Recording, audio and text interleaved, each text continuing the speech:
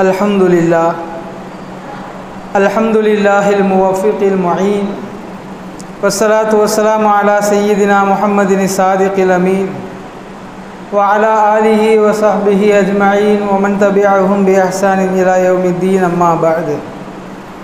Faqad qala Allahu ta'ala fi mahkami tanzilihi wa furqanihil majid, fa'a'udhu billahi minash shaitanir rajim, bismillahir rahmanir rahim.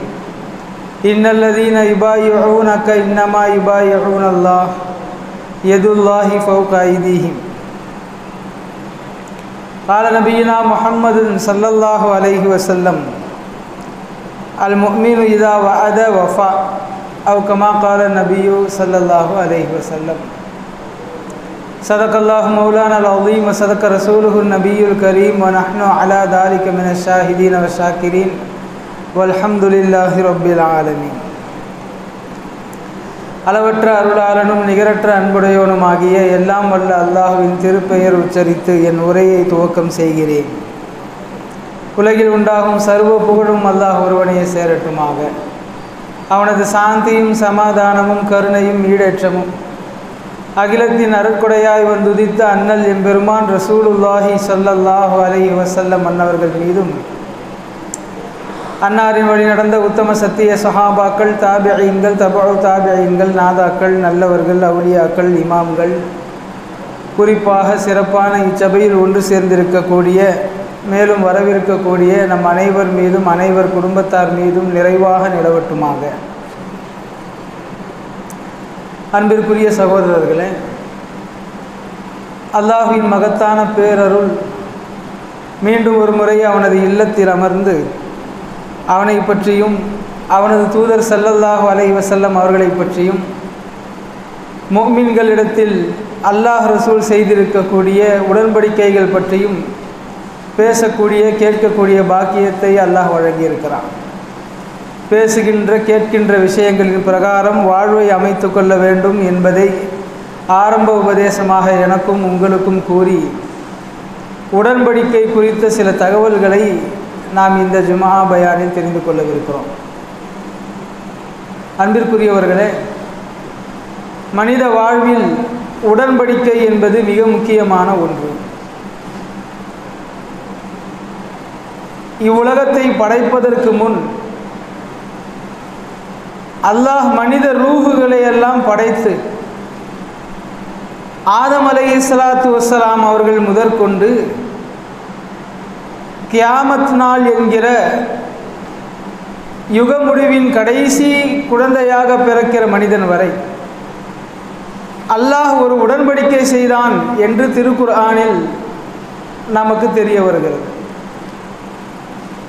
அலஸ்து B ரப்பிக்கும், நான் உங்கள் ரப்பு இல்லையா என்று அல்லாஹ் கேட்டான். உயிர்களாக இருந்த நாம் அனைவரும் பலா ஷஹித்னா, ஆம் நீ எங்கள் ரப்பு தான், நாங்கள் சாட்சி சொல்லி அதை ஏற்றுக்கொள்கிறோம் என்று உடன்படிக்கை செய்து கொண்டு பிறகுதான் இந்த உலகத்தில் ஒவ்வொருவராக பிறந்து வருகிறோம். இது குர்ஆனில் அல்லாஹ் நமக்கு கூறக்கூடிய தகவல். அல்லாஹ்விடம் உடன்படிக்கை செய்துவிட்டு தான் இந்த உலகத்தில் எல்லா ரூஹுகளும் பிறக்கின்றன. பெருமானார் ஸல்லல்லாஹு அலைஹி வஸல்லம் அவர்களுடைய போதனைகளை நாம் பார்க்கிற போது உடன்படிக்கைகளை இரண்டு வகையாக பிரிக்க முடியும். முஸ்லிமாக உலகில் வாழக்கூடியவர், ஒன்று அல்லாஹ்விடத்தில் நேரடியாக செய்து கொண்ட உடன்படிக்கை, அதுதான் மேலே அல்லாஹ்விடத்திலே நாம் சொல்லிவிட்டு வந்தது. இரண்டாவது, படைப்பினங்களிடத்தில் நாம் நேர்மையாக நடப்பது மூலம் அல்லாஹ்விடத்தில் செய்து கொண்ட உடன்படிக்கை. உதாரணத்திற்கு, நாம் நிக்காஹ் செய்கிறோம். நிக்காஹ் என்பது ஒரு உடன்படிக்கை. ஒரு நிக்காஹ் நிறைவேறுவதற்கு இஸ்லாமிய ஷரீஅத்தில் என்னென்ன தேவை என்பதை பட்டியலிடுகிற போது, கணவன் அதாவது ஒரு வாலிபன், மனைவி அதாவது ஒரு பெண், மூன்றாவது மனைவிக்கு பொறுப்பாளியாக இருக்கக்கூடிய அவரது தந்தை வலி அல்லது யாராவது கேர் ஆஃபில் அந்த பெண் இருக்க வேண்டும், அவருக்கு பெயர் வக்கீல். இந்த 3 தான் பிரதானம் ஒரு நிக்காஹ்விற்கு. இந்த 3ம் மிகச் சரியாக இருந்து அந்த ஆணும் பெண்ணும் தாங்கள் இல்லற வாழ்க்கையில் கணவன் மனைவியாக இணைந்து வாழ்வதற்கு ஓதப்படுகிற குத்துபா, அதற்கு பெயர் தான் ஒப்பந்தம், உடன்படிக்கை. ஆண் பெண் சேர்ந்து வாழ்வதை உடன்படிக்கை செய்து கொண்ட பிறகுதான் ஷரியத் அனுமதிக்கிறது. அதே போல ஒரு வியாபாரம் செய்கிறோம் என்றால் வியாபாரம் செய்யக்கூடியவர், பொருளை வாங்கக்கூடியவர் வாடிக்கையாளர், 3வது எது விற்பனைக்கு வைக்கப்படுகிறதோ அந்த பொருள், 4வது இவை அனைத்தையும் ஒருங்கிணைக்கிற வகையில் நாம் செய்கிற உடன்படிக்கை.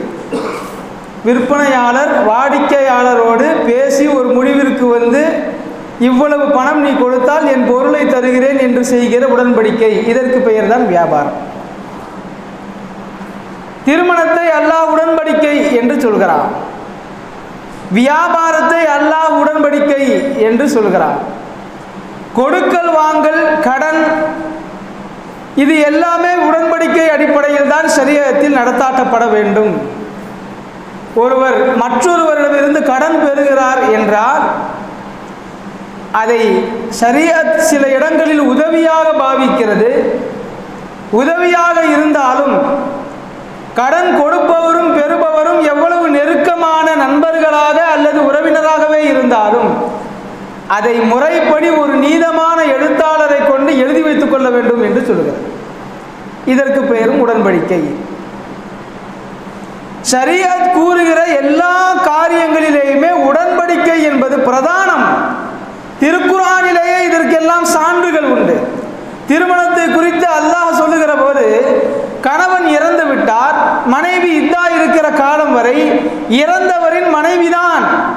வலா தஸிமு உக்தத்தன் நிகாஹி ஹத்தா யபுலுகல் கிதாபு அஜலா. இறந்து போனவரின் மனைவி இத்தா இருக்கிற குறிப்பிட்ட அந்த தவணை காலம் வரை திருமண ஒப்பந்தத்தை, உடன்படிக்கையை முறித்து விடாதீர்கள் என்று அல்லாஹ் சொல்கிறான். முறித்து விடாதீர்கள் என்றால் அந்த பெண்ணுக்கான செலவீனங்களை அந்த குடும்பத்தார் செய்ய வேண்டும், இறந்து போனவரின் குடும்பத்தார் செய்ய வேண்டும். அதற்கு பிறகு விசாலமாக அவர்கள் செலவு செய்தால் நன்மை. கட்டாயமாக செலவு செய்ய வேண்டிய காலம் என்பது அந்த பெண்ணுடைய இத்தா காலம் முடிகிற வரை. அப்போ திருமணத்தை அல்லாஹ் தஆலா ஒப்பந்தம், உடன்படிக்கை என்கிற வார்த்தைகளை கொண்டு தான் திருக்குர்ஆனிலே சொல்கிறான். வியாபாரமும் அப்படித்தான், கொடுக்கல் வாங்கலும் அப்படித்தான். மனித வாழ்க்கையில் இந்த உடன்படிக்கை எவ்வளவு முக்கியத்துவம் பெறுகிறது என்றால், எந்த காரியங்களில் எல்லாம் மனிதன் உடன்படிக்கை செய்து கொண்டு செயல்படுகிறானோ அந்த காரியங்களில் எல்லாம் அவன் வழி தவறுவது மிக குறைவு. எல்லா காரியங்களிலேயுமே உடன்படிக்கை ரொம்ப முக்கியம். பெருமானார் ஸல்லல்லாஹு அலைஹி வஸல்லம் அவர்களுடைய வாழ்க்கையை நீங்கள் எடுத்து விசாலமாக தேடி பார்த்தால், ஷரியத்தின் அமல்களில் கடந்து குறிப்பிட்ட கோத்திரத்தாரோடு அல்லது குறிப்பிட்ட மாநிலம் மாகாணத்தை சார்ந்தவர்களோடு சண்டை ஏதும் வராமல் இருக்க, மக்கள் அமைதியாக வாழ உடன்படிக்கையை பழக்கப்படுத்தினார்கள். குறைஷி கோத்திரத்தாரின் தொல்லை எல்லையை மீறிய போது பெருமானார் ஸல்லல்லாஹு அலைஹி வஸல்லம் அவர்கள் உடன்படிக்கை தான் செய்தார்கள். ஒரு கட்டத்தில் முஸ்லிம்களின் எண்ணிக்கை அதிகரித்து பலமிகுந்தவர்களாக மாறியதற்கு பிறகும் உடன்படிக்கை செய்தார்கள். நாம் அறிந்த பிரபலமான வரலாறு ஹுதைபியா உடன்படிக்கை ஆங்கில நூல்களில் கூட தவிர்க்க முடியாத சரித்திர வரலாறாக அந்த ஹிஜ்ரத் பயணமும் இந்த ஹுதைபியா உடன்படிக்கையும் இருக்கும். முஸ்லிம்களுடைய வளர்ச்சியில் பெரும் பங்காற்றிய ஒரு சம்பவம் என்றால் அது ஹுதைபியா உடன்படிக்கை. அதை விசாலமாக பேச வேண்டிய தேவையில்லை. குறைஷிகள் பல நிபந்தனைகள் இட்டார்கள். எல்லா நிபந்தனைகளுக்கும் பெருமானார் ஸல்லல்லாஹு அலைஹி வஸல்லம் அவர்கள் ஒத்துழைத்து கையெழுத்திட்டார்கள். சில நிபந்தனைகள் எல்லாம் முஸ்லிம்களுக்குள்ளேயே ஏற்றுக்கொள்ள தகுந்ததாக இல்லை. இருந்தாலும் பெருமானார் ஸல்லல்லாஹு அலைஹி வஸல்லம் அவர்கள் கையெழுத்திட்டார்கள். ஏன் உடன்படிக்கை செய்தார்கள் என்றால், எங்கெல்லாம் சுமூகமான நிலைமை இல்லையோ அங்கெல்லாம் உடன்படிக்கை என்பது கட்டாயம். உடன்படிக்கைக்கு இந்த மார்க்கம் எவ்வளவு முக்கியத்துவம் கொடுக்கிறது என்றால், எதையும் முறைப்படி செய்வதற்காக ஒழுங்காக அமைக்கப்பட்ட அமைப்பு தான் உடன்படிக்கை. நாம் எல்லாம் பிறப்பிலேயே முஸ்லிம்கள். அதனால் யாரிடத்திலையும் நாம் சென்று உடன்படிக்கை செய்ததில்லை. நான் கலிமாவை மொழிகிறேன், அல்லாஹ்வை மாத்திரம் இறைவனாக ஏற்றுக்கொள்கிறேன், நபியாகிய உங்களை இறுதி தூதராக ஏற்றுக்கொள்கிறேன் என்று நாம் யாரிடத்திலையும் உடன்படிக்கை செய்யவில்லை. திருக்கலிமாவை ஒருவர் உள்ளார்ந்து அர்த்தம் புரிந்து மொழிந்தாலே அது உடன்படிக்கை. பெருமானார் காலத்தில் எப்படி முஸ்லிமானார்கள் என்கிற வரலாறுகளை பார்க்கிற போது, ஒருவர் தான் இஸ்லாத்திற்குள் வர விரும்பினால் திருக்கலிமாவை பெருமானாரின் முன்னால் மொழிந்து ஷரியத்து சட்டங்களை பெருமானாரின் திருநாவில் இருந்து கேட்டு நான் இதை பின்பற்றியே தீருவேன், எக்காலமும் விடமாட்டேன் என்று இரு கைகளை இணைத்து உடன்படிக்கை செய்வார். இதுதான் வழமையாக இருந்தது. ஃபத்ஹே மக்கா வெற்றி கொள்ளப்பட்டு பெருமானார் ஸல்லல்லாஹு அலைஹி வஸல்லம் அவர்களை மக்காவில் வாழ்ந்த பெரும் குறைஷி தலைவர்கள் எல்லாம் ஏற்றுக்கொண்டு இஸ்லாத்திற்குள் வந்த பிரபலமான அந்த சம்பவத்தில் பெருமானார் ஸல்லல்லாஹு அலைஹி வஸல்லம் அவர்கள் ஒரு இடத்தில், உயரமான இடத்தில் அமர்ந்து கொண்டார்கள். பெருமானாரின் கால்களுக்கு அருகாமையில் உமர் ரலியல்லாஹு அன்ஹு அவர்கள் அமர்ந்திருந்தார்கள். ஒவ்வொருவராக வந்து பெருமானார் ஸல்லல்லாஹு அலைஹி வஸல்லம் அவர்கள் முன்னால் நின்று திருக்கலிமாவை மொழிந்து பெருமானார் ஸல்லல்லாஹு அலைஹி வஸல்லம் அவர்கள் நிபந்தனைகளை கூற, என்ன நிபந்தனைகள்? அல்லாஹ்விற்கு இனி இணை வைக்கக்கூடாது, சரி. கொலை செய்யக்கூடாது, சரி. விபச்சாரம் புரியக்கூடாது, சரி. கொள்ளையடிக்கக்கூடாது, சரி. பெரும்பாவங்கள் எதிலும் கவனம் செலுத்தக்கூடாது, சரி. மக்களுக்கு மத்தியில் குழப்பம் விளைவிக்கக்கூடாது, அவதூறு கூடாது, வட்டி கூடாது. ஒவ்வொன்றாக பெருமானார் ஸல்லல்லாஹு அலைஹி வஸல்லம் அவர்கள் சொல்ல சொல்ல சொல்ல எல்லாவற்றையும் ஏற்றுக்கொண்டு நான் இனி முஸ்லீமாக ஆகுவேன் என்று பெருமானார் ஸல்லல்லாஹு அலைஹி வஸல்லம் அவர்களின் கைகளில் கை வைத்து உடன்படிக்கை செய்துவிட்டு செல்வார்கள். இது கடைசி காலத்தில் தோன்றியது மட்டுமில்லை, ஹிஜ்ரத்துடைய சம்பவத்திலும் இதே போன்று நடந்திருக்கிறது. பெருமானார் ஸல்லல்லாஹு அலைஹி வஸல்லம் ஹிஜ்ரத் செய்து மதீனா வந்து அடைந்த போது செய்தனா அபூபக்கர் சித்திக் ரலியல்லாஹு அன்ஹு அவர்கள் சொல்லுவார்கள், நானும் முஹம்மது ஸல்லல்லாஹு அலைஹி வஸல்லம் அவர்களும் அருகருகில் அமர வைக்கப்பட்டோம். மதீனா மக்கள் உபசரித்தார்கள். உபசரித்து எங்கள் இருவரையும் அமர வைத்து யாரெல்லாம் இதுவரை பெருமானாரை நேரில் கண்டு இஸ்லாத்தை ஏற்றுக்கொள்ளவில்லையோ அவர்களும் ஏற்கனவே இஸ்லாத்தை ஏற்றுக்கொண்டு பெருமானாரை இதுவரை தரிசிக்காதவர்கள் இப்பொழுதுதான் முதல் முறை பார்க்கிறார்கள், அப்படிப்பட்டவர்களும் வரிசையில் நின்று ஒவ்வொருவராக பெருமானாரிடத்தில் வந்து உடன்படிக்கை செய்து கொண்டோம். அபூபக்கர் ரலியல்லாஹு அன்ஹு சொல்வார்கள், நானும் பெருமானார் ஸல்லல்லாஹு அலைஹி வஸல்லம் அவர்களும் அருகருகே அமர்ந்திருந்ததால் புதிதாக முஹம்மது ஸல்லல்லாஹு அலைஹி வஸல்லம் அவர்களை பார்க்க வந்த ஒரு சிலருக்கு ரெண்டு பேர்த்துல யார் முஹம்மது என்கிற குழப்பம் ஏற்பட்டது. அதனால் என்னிடத்தில் வந்து அபூபக்கர் ரலியல்லாஹு அன்ஹு சொல்கிறார்கள், என்னிடத்தில் வந்து சில பேர் பேச வந்தார்கள், முஹம்மது நபி என்று நினைத்துக்கொண்டு என்னிடத்தில் பேச வந்தார்கள். நான் இச்சூழ்நிலையை தவிர்ப்பதற்காக பெருமானார் ஸல்லல்லாஹு அலைஹி வஸல்லம் அவர்களுக்கு நிழலை ஏற்படுத்துவது போல என்னுடைய துணியை எடுத்து அவர்களின் தலைக்கு மேல் விரித்து பிடித்து கொண்டேன். அப்போ பார்க்குறவங்களுக்கு சுலபமாக தெரிஞ்சிடும், உட்கார்ந்திருப்பவர் முஹம்மது ஸல்லல்லாஹு அலைஹி வஸல்லம் அவர்கள், நிழல் தருவதற்காக துணி விரித்திருப்பவர்கள் அவருடைய நண்பர் அபூபக்கர் ரலியல்லாஹு அன்ஹு என்று விளங்கிவிடும் என்பதற்காக இப்படி செய்தேன் என்று சொல்கிறார். அதாவது உடன்படிக்கை தான் இஸ்லாத்திற்குள் வருவதற்கான முதற்படியாக அந்த காலத்தில் இருந்திருக்கிறது. நாம் பிறப்பிலேயே முஸ்லிம்கள் என்பதால் அப்படி ஒரு சடங்கை, அப்படி ஒரு பின்பற்றுதலை மேற்கொள்ளும் வழமை இல்லை.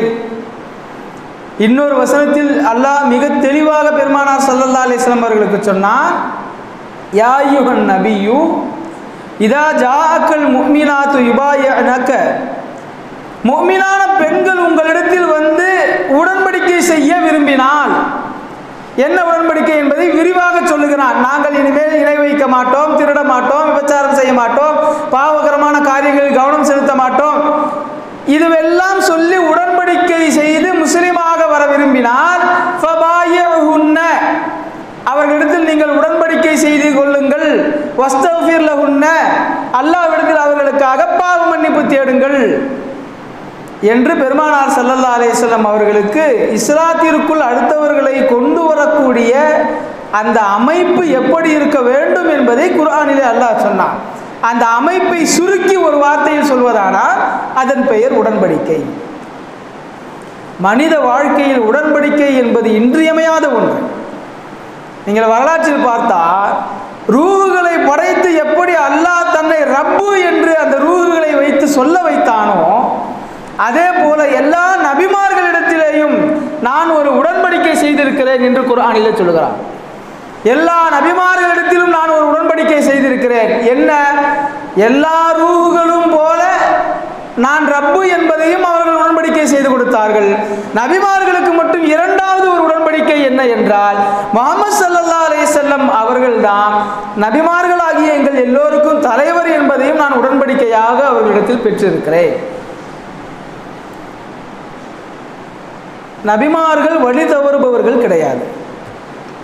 நபிமார்கள் அல்லாஹ்வின் பேச்சுக்கு மாறு செய்பவர்கள் கிடையாது, எதிர்ப்பு தெரிவிப்பவர்கள் கிடையாது. ஆனாலும் உடன்படிக்கை அல்லாஹ் வாங்கியதன் காரணம், உடன்படிக்கை என்பது மனிதனுக்கு அல்லாஹ் கொடுத்திருக்கக்கூடிய ஒரு வேலி.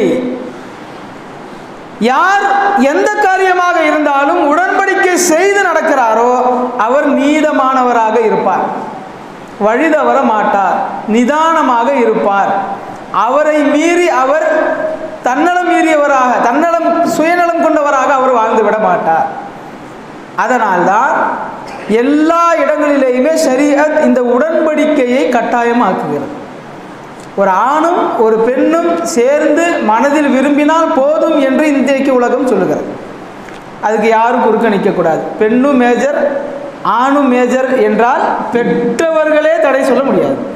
இன்றைக்கு இருக்கக்கூடிய சட்டம் சொல்லக்கூடிய தியரி, பெற்றவங்களே கூட்டிட்டு போக முடியாது. நான் இவ்வளோ காலம் என் பிள்ளைய கஷ்டப்பட்டு வளர்த்தேங்க, படிக்க வச்சேங்க, 18 வயசு ஆகுது என் பிள்ளைக்கு, நான் கூட்டிகிட்டு போய் நல்லபடியாக கல்யாணம் பண்ணி வைக்கிறேன், முடியாது. காரணம், பெண் மேஜர், சுயமாக அவள் முடிவெடுக்க முடியும் என்று சொல்கிறது. ஆனால் உண்மையில் நாகரீகம் என்பது, திருமணம் என்பது ஒரு உடன்படிக்கை. எப்படி சொல்லப்பட்டிருக்கிறதோ அப்படி செய்கிற போதுதான் அதில் பொறுப்பு வரும். தாந்தோன்றித்தனமாக நடக்கின்ற பல திருமணங்கள் இன்றைக்கு பாதி வழியிலேயே பின்னால் சென்று விடுகிறது. கொஞ்ச நாள்லேயே பிரிஞ்சு 2 பேரும் தனித்தனியாக வாழ்கிறாங்க. என்னப்பா சேர்ந்து வாழலையா? 2 பேருக்கு மனசு பிடிச்சிருந்துச்சு சேர்ந்தோம், 2 பேருக்கு சண்டை வந்துருச்சு பிரிஞ்சிட்டோம். இது கேட்பதற்கு நன்றாக இருக்கலாம், ஆனால் மனித வாழ்க்கையில் ஒழுக்கம் என்கிற மிக முக்கியமான அம்சம் இல்லாமல் போகிறது. எனவே உடன்படிக்கை எல்லா இடங்களிலேயுமே அவசியம்.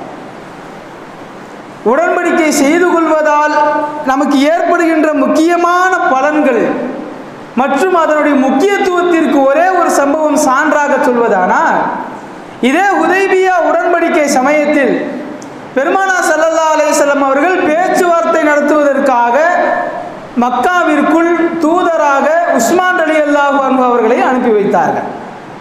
தனது மருமகன் உஸ்மான் ரலியல்லாஹு அன்ஹு தூதராக சென்றிருக்கிறார்கள். ஹுதைபியா மரத்திற்கு அருகிலேயே மக்கள் எல்லாம் தடுக்கப்பட்டிருக்கிறார்கள். குறைஷிகள் கடும் கோபத்தில் இருக்கிறார்கள். போர் வருவதற்கு கூட வாய்ப்பு உண்டு என்கிற பரபரப்பான சூழல். உஸ்மான் ரலியல்லாஹு அன்ஹு அவர்களிடத்தில் எந்த முடிவையும் சொல்லி திருப்பி அனுப்பாமல் உஸ்மான் ரலியல்லாஹு அன்ஹு அவர்களை அமர வைத்துக் கொண்டார்கள் குறைஷிகள். இந்த தாமதம், சில நாட்கள் ஏற்பட்ட இந்த தாமதம் ஒரு புரளிக்கு வழிவகுக்கிறது. என்ன புரளி? தூதராக சென்ற உஸ்மான் கொல்லப்பட்டு விட்டார் என்று செய்தி பரவியுள்ளது. அன்றைய காலம் முதல் இன்றைய காலம் வரை தூதுவராக செல்பவர் கொல்லப்படக்கூடாது, தாக்கப்படக்கூடாது. இது பொது நியதி எல்லா காலத்திலேயும். தூதுவராக சென்றவர் கொல்லப்பட்டு விட்டாரா என்று மக்கள் எல்லாம் ஆக்ரோஷப்படக்கூடிய சூழ்நிலையில் ஒரு கணம் அந்த இடம் போருக்கான ஆயத்தமாகும் பகுதியாக மாறிவிட்ட போது இல்லை, உஸ்மான் கொல்லப்படவில்லை, உயிரோடு தான் இருக்கிறார், உங்கள் தூதுவர் உங்களிடத்தில் வருவார் என்று குறைஷிகள் தகவல் தெரிவித்து விட்டார். அப்போது உடன்படிக்கை ஏற்பட்ட சமயத்தில் எல்லா சஹாபாக்களையும் தன் கை மீது அவர்கள் கையை வைத்து நீங்கள் சொல்லுகிற பிரகாரம் நாங்கள் நடப்போம் என்று பெருமானார் ஸல்லல்லாஹு அலைஹி வஸல்லம் உடன்படிக்கை செய்தார்கள். அந்த உடன்படிக்கை தான் ஹுதைபியா. ஒவ்வொரு சஹாபிகளும் வந்து பெருமானாரின் கரங்களில் தங்களது கரத்தை வைத்து நீங்கள் சொல்லுகிற பிரகாரம் நடப்போம் என்று உடன்படிக்கை செய்து கொடுத்தார்கள். உஸ்மான் ரலியல்லாஹு அன்ஹு அங்கு இல்லை. பெருமானார் ஸல்லல்லாஹு அலைஹி வஸல்லம் அவர்கள் எல்லா சஹாபிகளும் உடன்படிக்கை செய்து முடித்துவிட்ட பிறகு தங்களது இடது கரத்தை கீழே வைத்து வலது கரத்தை அதன் மீது வைத்து இது உஸ்மானுக்காக நான் செய்கிற உடன்படிக்கை என்று சஹாபாக்களிடத்தில் சொன்னாங்க. இதில் இரண்டு விஷயங்களை நாம் கவனிக்க வேண்டும். ஒன்று, நான் முடிவெடுத்து விட்டேன், இதை நீங்கள் எல்லோரும் பின்பற்ற வேண்டும் என்று வாய்மொழி உத்தரவாக பெருமானார் ஸல்லல்லாஹு அலைஹி வஸல்லம் சொன்னாலே சஹாபாக்கள் யாரும் மீறப்போவது கிடையாது. எல்லோரும் ஈமானில் தரமாக இருந்தவர்கள், யாரும் பெருமானாருக்கு எதிர்ப்பு தெரிவிக்க போவது இல்லை. இருந்தாலும் முறையாக செய்ய வேண்டும் என்பதை பெருமானார் ஸல்லல்லாஹு அலைஹி வஸல்லம் நமக்கு கற்றுத்தருகிறார். ஒவ்வொரு நபரும் உடன்படிக்கை செய்யுங்கள், யாருக்காவது பிரிய இல்லைன்னா உடன்படிக்கை செய்யாதீர்கள். எல்லோரும் செய்தார்கள். இரண்டாவது ஒரு படிப்பினை, உஸ்மான் ரலியல்லாஹு அன்ஹு இங்கு இல்லை என்று அவர்களே தனது இரு கரங்களை வைத்து உடன்படிக்கை செய்தார்கள். அதற்கு என்ன அவசியம்? உஸ்மான் ரலியல்லாஹு அன்ஹு அவர்கள் இங்கே இருந்தால் உடன்படிக்கைக்கு மாற்றம் தெரிவிக்க போகிறாரா அல்லது மாற்று கருத்து சொல்ல போகிறாரா? இல்லை. இருந்தும் பெருமானார் ஸல்லல்லாஹு அலைஹி வஸல்லம் உஸ்மான் ரலியல்லாஹு அன்ஹு அவர்களுக்காக உடன்படிக்கை செய்ததற்கு காரணம், எல்லா சஹாபாக்களின் விருப்பத்தோடு இந்த காரியம் நடப்பதுடனே நீங்கள் வாழ்க்கையில் செய்கிற எல்லா முக்கிய காரியங்களிலேயும் உடன்படிக்கையை பின்பற்றுங்கள் என்று அர்த்தம். அதனால தான் இந்த ஷரியத் சொல்கிறது, ஒரு மகன் இன்னொரு மகனுக்கு கடன் கொடுக்கிறார், சகோதரனுக்கு கடன் கொடுக்கிறார் என்றாலும் நீங்கள் நீதமான ஒரு எழுத்தாளரை வைத்து எழுதி கொள்ளுங்கள் என்று சொல்கிறது. இன்றைக்கு சில பிரச்சனைகள் இப்படியும் வருகின்றன. சொந்த அண்ணன் நம்பி தான் பணம் கொடுத்தேன், ஏமாத்திட்டான். சொந்த தம்பின்னா நான் கடன் கொடுத்தேன், ஏமாத்திட்டான்.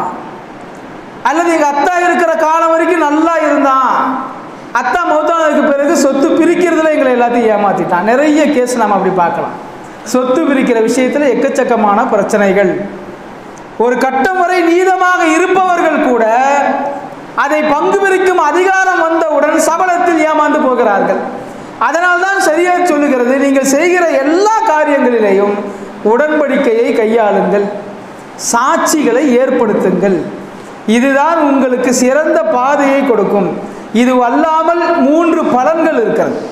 நாம் செய்கிற எல்லா காரியங்களிலேயுமே உடன்படிக்கை செய்து கொள்வது, ஒப்பந்தம் செய்து கொள்வது என்பதற்கு 3 பலன்கள் இருக்கின்றன. திருக்குர்ஆனில் அல்லாஹ் அதை சொல்லுகிறான். முதலாவது, லக்கத் ரலியல்லாஹு அனில் முஃமினீன் இது யுபாயிஊனக தஹத ஷஜரா. ஹுதைபியா உடன்படிக்கையை சுட்டிக்காட்டி திருக்குர்ஆனிலே அல்லாஹ் பேசுகிற போது, அந்த மரத்தின் கீழ் உடன்படிக்கை செய்தார்களே அந்த தோழர்களை அல்லாஹ் பொருந்தி கொண்டான். அவர்கள் உள்ளத்தில் என்ன இருந்தது என்பதையும் அல்லாஹ் அறிந்தவன். அவர்கள் செய்த உடன்படிக்கையால் அவர்களுடைய உள்ளத்தில் நிம்மதியை அல்லாஹ் இறக்கினான் என்று குர்ஆனிலே சொல்றான். எந்த காரியத்திலையும் நாம் உடன்படிக்கை செய்து கொள்றதுனால உள்ளத்தில் நிம்மதி வரும். இது முதல் பிரயோஜனம். இந்த உள்ளத்தில் நிம்மதி வரணுங்கிறதுக்காகத்தான் உலகத்தில் ஒவ்வொரு மனிதனும் ஓடிக்கொண்டிருக்கிறான். ஏழை முதல் பெரும் கோடீஸ்வரன் வரை மன நிம்மதி பரிபூர்ணமான பெற்ற ஆளையும் உலகம் பார்க்கவில்லை. எவ்வளவு பெரும் பணக்காரனாக மாறியதற்கு பிறகும் உங்களுடைய ஆசை முடிந்ததா என்றால் ஆசை தீர்ந்து விட்டது என்று சொல்லக்கூடிய ஆளும் யாரும் இல்லை. பெரும் பணங்களை சேர்த்து வைத்திருப்பவனிடத்தில் கேட்டால் என் குடும்பத்தாருக்காக என்று சொல்கிறார். சில பணக்காரர்களுக்கு குடும்பமே இல்லை, துறவிகளாக இருக்கிறார்கள். அவர்களுக்கும் 1000 கோடிகளை கடந்தும் ஆசை குறையவில்லை. மனிதனுக்கு ஆசை முடியாது. மேற்கொண்டு மேற்கொண்டு முன்னேற விரும்புவான், மேற்கொண்டு மேற்கொண்டு சொத்துக்களை வாங்கி போட விரும்புவார். அது ஷரியத்தில் அனுமதிக்கப்பட்டது. ஆனால் மன நிம்மதி என்பதுதான் அல்லாஹ் கொடுக்கிற பொக்கிஷங்களில் ஆக பெரும் பொக்கிஷம். அது கிடைக்கும் இடம் நாம் செய்கிற காரியங்களில் உடன்படிக்கை செய்ய வேண்டும். இரண்டாவது பிரயோஜனம், இன்னல்லதீன யுபாயிஊனக இன்னமா யுபாயிஊனல்லாஹ். இதே உதைபியாவில் உடன்படிக்கை செய்த தோழர்களை பற்றி வேறு ஒரு இடத்தில் பெருமைப்படுத்தி சொல்லுகிற அல்லாஹ், நபியே, நிச்சயமாக உங்களிடத்தில் உடன்படிக்கை செய்து கொண்டவர்கள் அவர்கள் அல்லாஹ்விடத்திலேயே உடன்படிக்கை செய்தவர்கள். உங்கள்கிட்ட செய்யறது என்கிட்ட செய்யறது வேற வேற கிடையாது. அவங்களுக்கு இரண்டாவது சிறப்பு என்ன என்றால், யதுல்லாஹி ஃபௌக ஐதீஹிம், அல்லாஹ்வின் கரம் அவர்களின் கரங்களின் மீது இருக்கிறது என்று சொன்னான். அல்லாஹ்வின் கரம் என்றால் அல்லாஹ்வின் உதவி. அல்லாஹ்வின் உதவி அவர்களை விட்டு வெகு தூரம் இல்லை. எப்போது உங்கள் திரு கரங்களில் அவர்களது கரங்களை வைத்து உடன்படிக்கை செய்தார்களோ அவர்கள் அல்லாஹ்விடத்தில் முசாஃபஹா செய்தது போல அல்லாஹ்வின் அருள் தூரமாகிவிடுமோ என்கிற அச்சமே அவர்களுக்கு தேவையில்லை. உடன்படிக்கையினால் இம்மையும் கிடைக்கிறது, மறுமையும் கிடைக்கிறது. அவ்விரண்டையும் உறுதிப்படுத்தும் விதமாக இன்னொரு வசனத்தில் அல்லாஹ் சொல்கிறான், ஒமன் அவுஃபா பி அஹ்திஹி மினல்லாஹ், யார் அல்லாஹ்விடம் செய்த ஒப்பந்தத்தை உடன்படிக்கையை சரியாக நிறைவேற்றுகிறாரோ ஃபஸனுதீஹி அஜ்ரன் அலீமா, மகத்தான கூலியை அவருக்கு நிச்சயமாக விரைவில் கொடுப்போம் என்று அல்லாஹ் சொல்றான். சுருக்கமாக சொன்னா, எந்த கவலையும் இல்லாத சுவனவாசியாக அல்லாஹ் நம்மை அங்கீகரிப்பதற்கு, இம்மை வாழ்விலும் கவலைகள் இல்லாத, மறுமை வாழ்வு குறித்தும் அச்சம் இல்லாத ஒரு திட்டமான வெற்றியை அல்லாஹ் உடன்படிக்கையில் வைத்திருக்கிறான். இதுவரை நாம் பேசிய விஷயங்களில் இருந்து உடன்படிக்கை உடன்படிக்கை என்றால் நாம என்ன உடன்படிக்கை செய்யறதுன்னு இவர் பேசுறாருன்னு புரியாம உங்களுக்கு இருக்கலாம். நான் துவக்கத்தில் சொன்னேன், அல்லாஹ்விடத்தில் நாம் ஒரு ஒப்பந்தம் உடன்படிக்கை செய்துவிட்டு தான் வந்தோம். அலஸ்து பி ரப்பிக்கும் என்று அல்லாஹ் கேட்டான். நான் உங்கள் ரப்பு இல்லையா? எல்லோருமே சொன்னோம், நீதான் எங்களுடைய ரப்பு. அந்த நேரத்தில் அல்லாஹ் இரண்டாவது ஒரு கேள்வியும் கேட்டான். உலகத்திற்கு நீங்கள் சென்றதற்கு பிறகும், அதாவது உலகத்தில் நீங்கள் பிறந்து விவரம் அறிந்து வாழுகிற சமயத்திலேயும் இதை மெய்ப்பிப்பீர்களா என்று கேட்டான். அதற்கும் ஆம் என்று சொல்லிவிட்டு தான் வந்தோம். ஆனால் அதை நாம் நிறைவேற்றுகிறோமா? அந்த உடன்படிக்கையை நிறைவேற்றினால் கிடைக்கிற பலாபலன்களை நாம் நிறைய சொன்னோம். உடன்படிக்கைகளை முறிப்பதால் ஏற்படுகிற நஷ்டங்களையும் நாம் தெரிந்து கொள்ள வேண்டும். உடன்படிக்கை எவ்வளவு தூரம் நமக்கு சிறப்பை பெற்று தருமோ அந்த அளவுக்கு அதை நிறைவேற்றாமல் போகிற போது ஏற்படுகிற பாதிப்பும் பல பல மடங்கு இருக்கும். பொதுவாகவே அப்படித்தான். எது உங்களுக்கு ரொம்ப உங்களுடைய ஆசைகளை தீர்க்கிற வகையில் பெரிய சொத்தாக உங்களுக்கு கிடைக்குமோ அதில் அந்த அளவுக்கு ஆபத்தும் இருக்குன்னு அர்த்தம். உடன்படிக்கையை மீறினதுனால வரலாற்றில் ஏற்பட்ட சில நஷ்டங்களை பார்த்தா, சாலிஹ் அலைஹிஸ்ஸலாமுடைய வரலாறு நமக்கு தெரியும். ஒவ்வொரு நபிமார்களுடைய கூட்டத்தாரும் அந்த நபியை ஏற்றுக்கிற போது சில நிபந்தனைகள் வச்சாங்க. உங்களை நாங்கள் நபியா ஏற்றுக்கிறோமா? ஏற்றுக்கிறோம், ஆனால் நாங்கள் சொல்கிற இதை நீங்கள் செஞ்சு காட்டுங்கன்ட்டு ஒரு டிமாண்ட் வச்சாங்க. அப்படி சாலிஹ் அலைஹிஸ்ஸலாம் அவர்களுடைய கூட்டம் வச்ச டிமாண்ட் என்ன? ஒரு கர்ப்பிணியான ஒட்டகம் பாறையிலிருந்து உயிரோடு வெளியே வர வேண்டும்னு கேட்டாங்க. ஒட்டகம் அது கர்ப்பமாகவும் இருக்கணும், அதை நீங்கள் உயிரோடு கொண்டு வந்து காட்டணும். புதுசாக பிறந்து வளர்த்துலாம் கூடாது, திடீர்னு கொண்டு வந்து எங்களுக்கு மோஜிசாவை காட்டணும். அதுவும் எங்கேருந்து வரணும்னா ஒரு வட்ட பாறையிலேருந்து வரணும்னா. அவங்க கேட்டதை சாலிஹ் அலைஹிஸ்ஸலாம் அல்லாஹ்ட்ட கேட்டு கொண்டு வரவும் செஞ்சாங்க. கொண்டு வந்ததுக்கு பிறகு இஸ்லாத்திற்குள்ள முழுசா வந்தானா? வரலை. பேரளவில் நாங்கள் உங்களை நம்புகிறோன்னு சொல்லிட்டு சாலிஹ் அலைஹிஸ்ஸலாத்து வஸ்ஸலாம் ஒரு உடன்படிக்கை அவங்கள்ட்ட சொன்னாங்க. நீங்கள் சொன்ன மாதிரியே நான் ஒட்டகத்தை கொண்டு வந்துட்டேன், இங்கே தண்ணி பஞ்சம் இருக்குது, இந்த தண்ணி பஞ்சம் எல்லாம் தீர வேண்டும் என்றால் ஒரு நாள் அந்த ஒட்டகம் தண்ணீர் குடிக்கும் கிணத்துல, அடுத்த நாள் தான் நாம் எல்லாம் தண்ணி எடுத்துக்கணும். திரும்ப ஒரு நாள் ஒட்டகத்துக்கு, ஒரு நாள் நமக்கு, இப்படியே இருக்கணும். இப்படி இருக்கிற காலம் வரை உங்களுக்கு தண்ணீர் பஞ்சம் வராது அப்படின்னு ஒரு உடன்படிக்கை செஞ்சாங்க. அவங்களும் முதல்ல ஃபாலோ பண்ணாங்க. ஆனால் ஷைத்தானுடைய தூண்டுதல்ல நாம் ஏன் இதை பின்பற்றணும்? அந்த ஒட்டகத்தை அறுத்தா என்ன? வரலாற்று ஆசிரியர்கள் எழுதுகிறாங்க, அந்த ஒட்டகம் எல்லா ஒட்டகங்களை விட அழகானதாக இருந்தது. அந்த ஒட்டகம் மற்றெல்லா ஒட்டகங்களை விட கொடுத்ததாக இருந்தது. பார்த்தாலே அதை சாப்பிட்டால் என்ன என்று தோன்றுகிற அளவிற்கு இருந்தது. அந்த சபலம் மிகைத்த போது அவர்கள் தங்களுடைய உடன்படிக்கையை மீறி அந்த ஒட்டகத்தை அறுத்து முடித்தார்கள். அதனால் அவங்களுக்கு கிடைச்ச தண்டனையை பற்றி அல்லாஹ் குர்ஆனில் சொல்லும்போது, அவர்கள் வாழ்ந்த பூமியை இது மனிதர்கள் வாழ்ந்த பூமி தானா என்று மனிதர்கள் சந்தேகப்படுற அளவுக்கு நாம் மாற்றிட்டோம். அந்த பூமியவே நாம் திருப்பி போட்டுட்டோம். அங்கே மனிதர்கள் வாழ்ந்ததற்கான அடையாளமே இல்லாத மாதிரி மாற்றிட்டோம் அப்படின்னு அர்த்தம். அவர்களுக்கு எதனால் இந்த தண்டனை கிடைத்தது? உடன்படிக்கையை முறித்தார்கள். உடன்படிக்கையை பொறுத்த வரைக்கும் நம்ம ரொம்ப கவனமாக இருக்கணும். மூசா அலைஹிஸ்ஸலாத்து வஸ்ஸலாம் அவர்களுடைய வரலாற்றில் பல உடன்படிக்கைகள். அவங்களும் அப்படி தான், எங்களுக்கு ரப்ப நேரடியாக காட்டு, நாங்கள் நம்புகிறோம். அரினல்லாஹ ஜஹரத்தன். இப்போ இன்றைக்கி இருக்கக்கூடிய நாத்திகர்கள் கேட்பது போல, அல்லாஹ் எனக்கு முன்னாடி வந்துட்டானா உடனே நான் இஸ்லாத்துக்குள்ளே வந்துடுறேன்னு சொல்கிற மாதிரி அல்லாஹ் எங்களுக்கு வெளிப்படையாக காட்டுங்கன்னாங்க. அதுக்கு பல நிபந்தனைகள், நீண்ட நெடிய வரலாறு. அதில் ஒரு உடன்படிக்கை என்னவென்றால், சொர்க்கத்தில் இருந்து உங்களுக்கு உணவை நான் கொண்டு வந்து தருகிறேன். நீங்கள் கஷ்டப்பட வேணாம், சம்பாதிக்க வேணாம், சுவையாக இருக்குமோ இல்லையோன்னு கவலைப்பட வேணாம். நிரந்தரமான சுவையோடு எந்த விதமான பக்க விளைவுகளும் இல்லாத மண் சல்வா என்கிற சொர்க்கத்து உணவை உங்களுக்கு நாங்கள் வழங்குவோம். கொண்டு வந்துட்டாங்க. ஆனால் நீங்கள் நம்ம சொல்கிற மாதிரி நபியாக ஏற்று வாழணும். சாப்பிட்டுக்கிட்டே இருந்தவங்க கொஞ்ச நாள் கழித்து உடன்படிக்கையை முறிப்பதற்கு தயாரானார்கள். அப்படி தயாராக என்ன கேட்டாங்கன்னா, எங்களுக்கு உட்காந்து சாப்பிட்டு போர் அடிக்குது, நாங்களே விவசாயம் பண்ணி சாப்பிட்டுக்கிறோம் நாங்கள்.